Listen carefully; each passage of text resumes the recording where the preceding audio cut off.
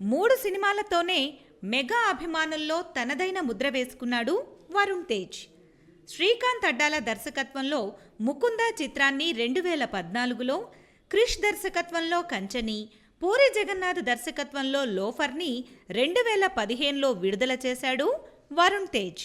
ఈ 3 చిత్రాలలో కంచె చిత్రం ఏకంగా నేషనల్ అవార్డునే గెలుచుకుంది.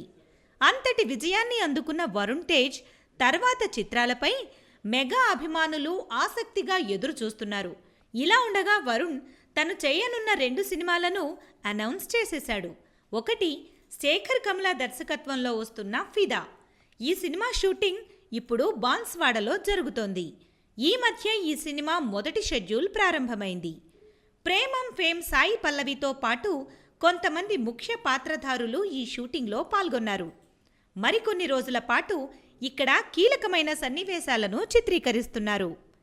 ఇదిలా ఉండగా శ్రీను వైట్ల దర్శకత్వంలో వరుణ్ నటిస్తున్న మరో మూవీ మిస్టర్. ఈ సినిమా ఫిదాకి ముందే సెట్స్ పైకి వెళ్ళింది. షూటింగ్ కోసం మిస్టర్ టీం స్పెయిన్ వెళ్ళి వచ్చినట్లు వరుణ్ సోషల్ మీడియా ద్వారా చెప్పుకొచ్చాడు.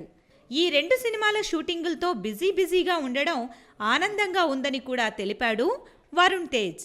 ఈ 2 మూవీలు సరైన టైంలో రిలీజ్ అయి సక్సెస్ని అందిస్తే తనతో పాటు మెగా ఫ్యాన్స్కి కూడా ఆనందంగా ఉంటుంది కదూ.